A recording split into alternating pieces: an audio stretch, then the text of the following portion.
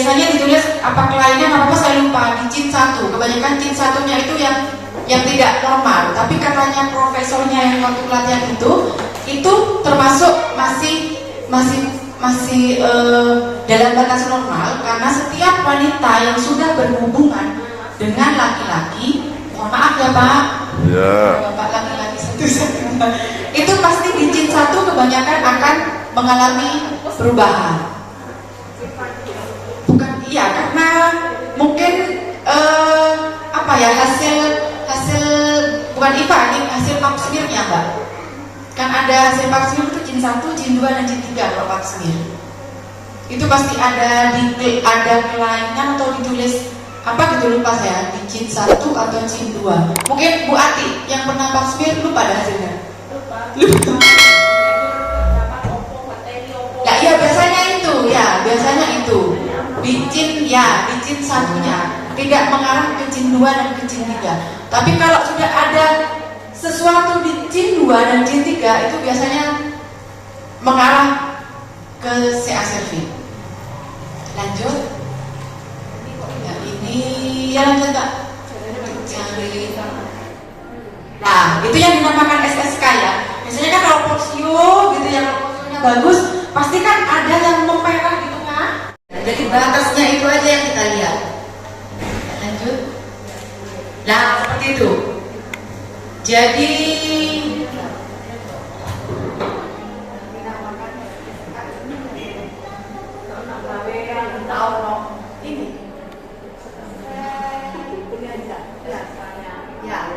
jadi kalau umpamanya IPA positif itu bukan di dalam sini. Kalau di dalam sini bukan IPA positif.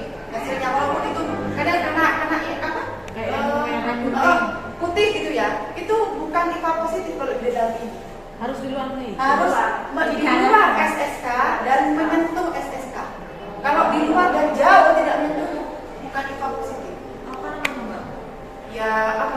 Bukan, karena entah erosi atau apa. Kalau di sini kan erosi. Nah, ya. Tapi kalau itu putihnya itu menyentuh SSK dan di luarnya menyentuh dan sampai keluar ini, itu IPA-nya positif. Kalau kita dulu kan kok putih. Berarti yang dilihat kemarin yang putih yang gemuk ya, enggak itu kan? Enggak, cuma erosi saja. Ya. Lanjut. Nah, perubahan sel kolunar ke sel submukosa masa puber adalah masa yang paling rentan terhadap perubahan serviks yang berkaitan dengan kanker.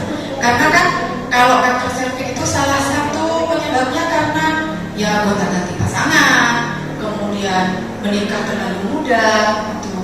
Karena memang kan tidak boleh ya kalau belum pubertas, belum di usia 20 tidak boleh menikah dan perubahan badan ya, karena itu organ-organ kita belum siap gitu ya. Lanjut. Nah ini penyebabnya, lanjut Mbak. Nah, pemeriksaan IPA yang harus disiapkan adalah persiapan bahan dan alat. Teman-teman sudah tahu ya. Sebenarnya bahannya ya kan tidak boleh sebenarnya pakai kasar. Karena kenapa tidak boleh pakai kasar? Karena kasar kan itu kasar. Sedangkan yang di porsio itu sangat lembut. Kadang itu menyebabkan juga bergores. Jadi pakai seperti yang saya buat itu seperti sampel itu ya.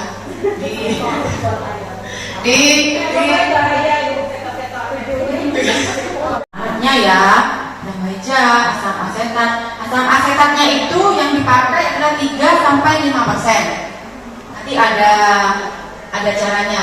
Mungkin teman-teman ada yang ingat cara buat larutannya. Berapa cuka, berapa aquades? Ya 1/5 dibuat rata-rata. Karena lanjut sini aja. Lanjut tadi enggak?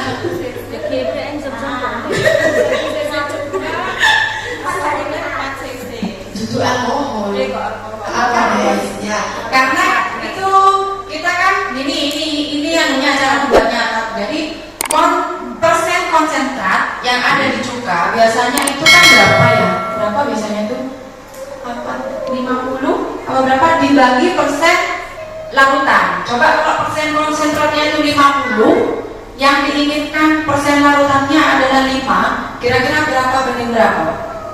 Oh ini ada kalau 20, nah itu 20 ya.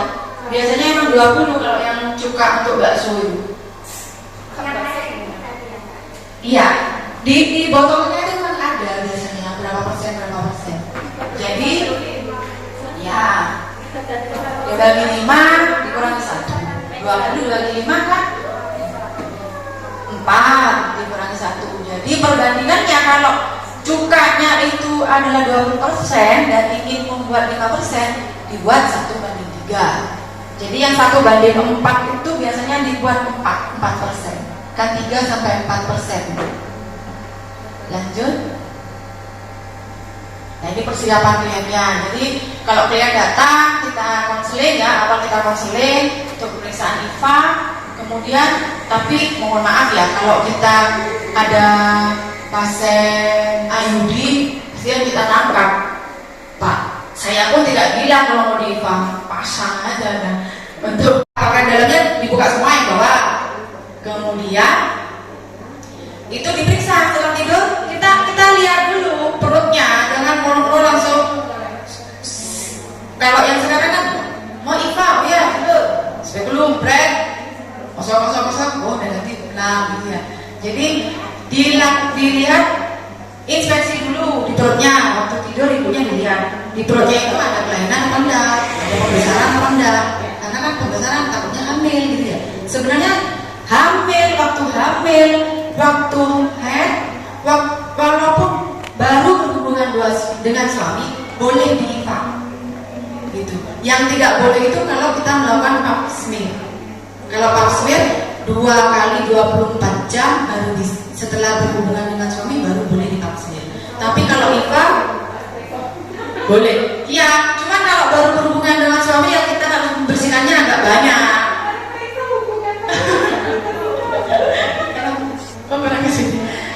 Jadi bersihkan porsionya dari lendir-lendir itu agak banyak. Jadi diperiksa, dipalpasi perutnya dan dilihat apakah ibu waktu dipalpasi itu nyeri atau tidak. Handscoon itu kiri 1, kanan 2. Jadi pakai 2. Karena kan kita mau PT dulu. Setelah ini baru PT dilihat. Waktu PT juga diinspeksi di genitalia luarnya.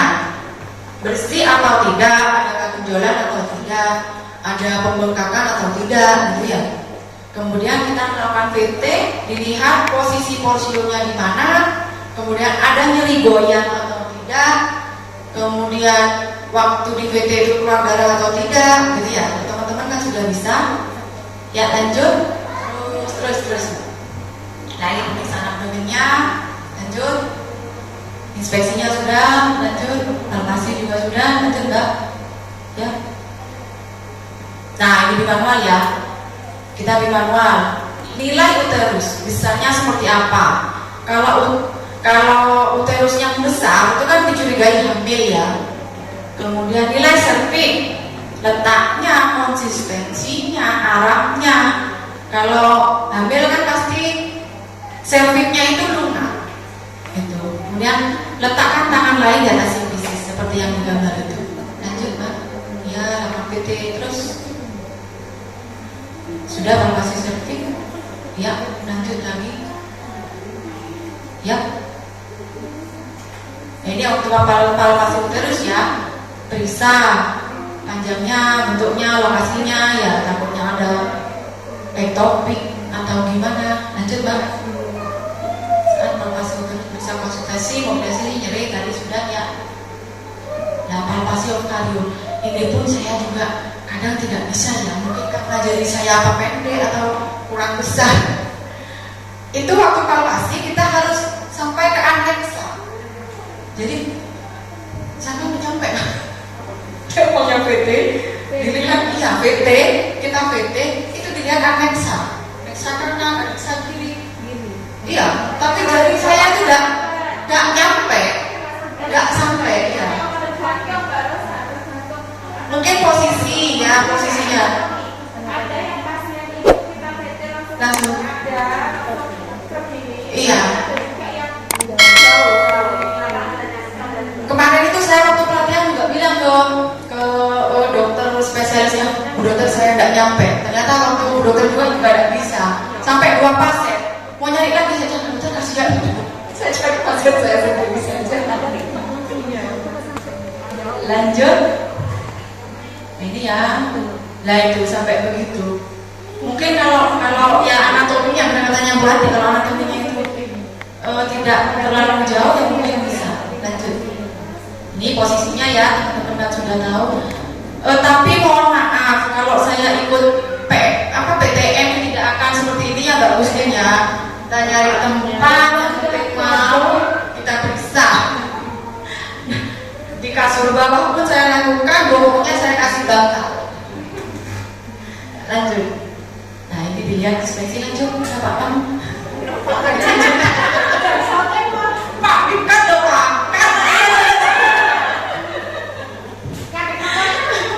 Ya lanjut filmnya tadi ya lihat buka atau tidak ya.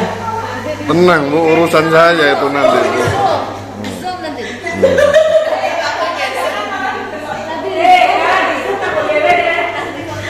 Urusan saya nanti. Lanjut lagi. Saya sudah tahu itu. Hasilnya serving ya. Nah itu kalau spekulu ya, lihat permukaan karena erosi discharge darah masa ovulan nabati benang ayuni SSK. Jadi kalau mau porsi harus kelihatan harus bundel gini. Kalau nggak kelihatan cuma separuh, nggak kira bisa ya. Karena SSK-nya juga nggak seluruhnya terlihat. Kadang memang susah untuk mendapatkan porsio sampai bundel seperti itu, apalagi orangnya gemuk. Lanjut. Nah syaratnya tadi IPA adalah harus ada SSK dan SSK tampak seluruhnya. Lanjut Mbak. Ya ini tesnya. Lanjut. Ya terus kalau sudah ya nanti ada hasilnya coba. Lanjut Mbak. Nah ditunggu minimal 1 menit ya, agar dapat diserap dengan 1 menit ya. Lanjut Mbak.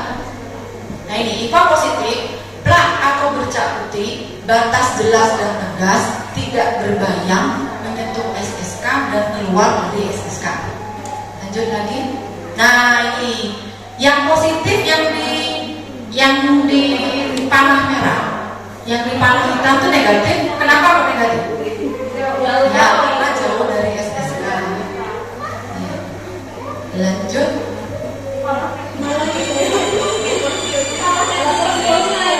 Ya, kebanyakan memang di lipstiknya itu. Kalau di lipstiknya itu kebanyakan karena erosi. Itu. Nah ini estimasi lesi prakanker yang ditemukan dengan metode IPA itu sebesar 5-10 dari 100 perempuan. Itu lanjut. Ya, terima kasih. Mungkin ada pertanyaan. Saya jelaskan sedikit kalau sadari dan sadaris ya. Sadari dan sadaris. Tapi saya ini juga tidak apa-apa. Kalau ada mungkin kalau di wilayah teman-teman diundang pengajian atau apa, titip ini program ini untuk dikenalkan ke ibu-ibu di desa. Kita itu ada untuk deteksi kanker payudara itu bisa dari pemeriksaan payudara sendiri, kemudian dilanjutkan dengan pemeriksaan payudara secara klinis, endonis, kemudian dilanjutkan dengan pemeriksaan USG atau mamografi. Nah, pemeriksaan payudara secara sendiri itu bisa dilakukan bagi yang mensnya itu lancar tiap bulan, itu dilakukan pada hari ke-7 sampai hari ke-10 dari mens pertama, begitu. Dan 7 hari sampai hari ke-10 ya. Jadi harus dibuka dejet ya, nggak mungkin pakai baju terus kita demok-demokan ya Pak ya. Kalau memberitahu ke ibu-ibu itu, kalau pemeriksaan sadari dan sadaris ini walaupun belum menikah juga bisa diperiksa ya untuk memeriksakan tiap bulannya adakah benjolan atau tidak. Kita ini payudara ya, kita kan jadi 4. Tuh, di tengah ya. Kemudian dari atas ini 2 jari, jadi ini selangkangan dengan jari. Kemudian ini separuh ini. Dan juga kebanyakan yang kita tidak tahu ada tadi ini apa? Yang kalau jauh, kalau ada benjolan di sekitar sini juga payudara. Iya, metastase. Bahkan orang yang ada piye? Kekeselan kali.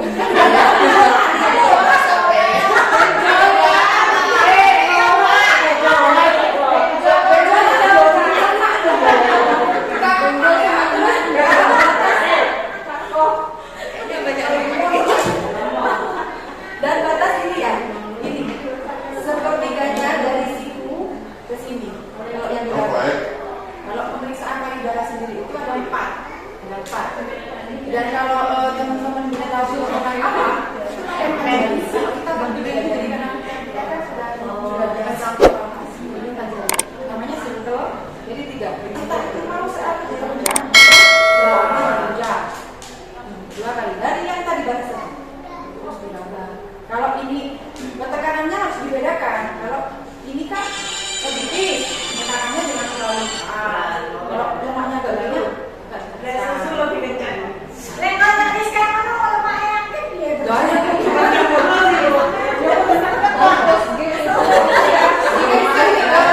kenapa harus garis? Sebelum ini juga pemeriksaan ada yang lupa dari pemeriksaan IPA. Kalau pasiennya itu gemuk seperti Rizka, kira sebelumnya kan diri jadi di spekulum itu pakai kondom. Kondom yang pucuknya, iya, potong pucuknya aja, potong pucuknya, masukkan ke spekulum, masukkan. Jadi kan ruginya ada kelihatan.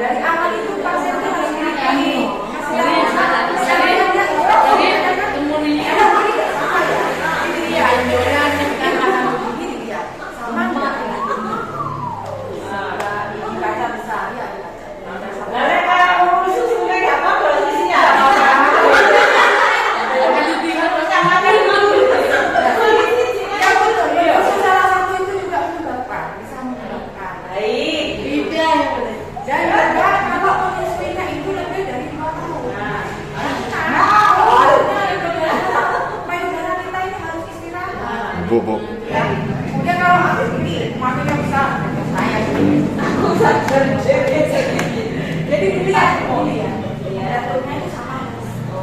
Kalau nggak ya kecil ya,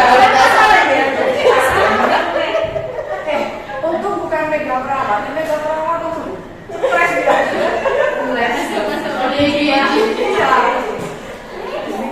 sama namanya. Dan kalau bedanya kalau sadari semuanya teman-temannya itu kalau sudah ada gejala lanjut ke pemeriksaan klinis. Klinis itu ke kita pun nanti diraba. Bedanya kalau kita hanya 3, tidak ada yang begini dari atas ke bawah ya. Kalau ini sama. Kalau kita sudah menentukan pasti itu ada gejala.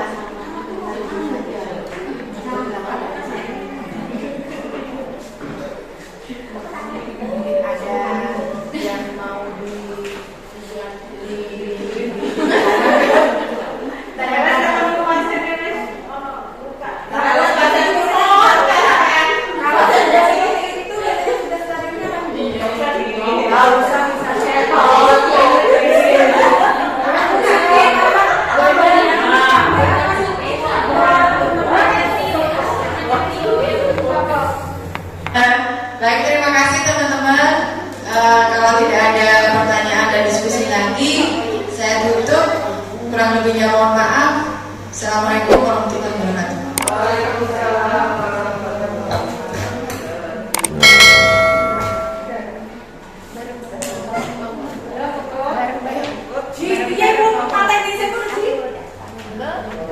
Mari bersama-sama melakukan pemeriksaan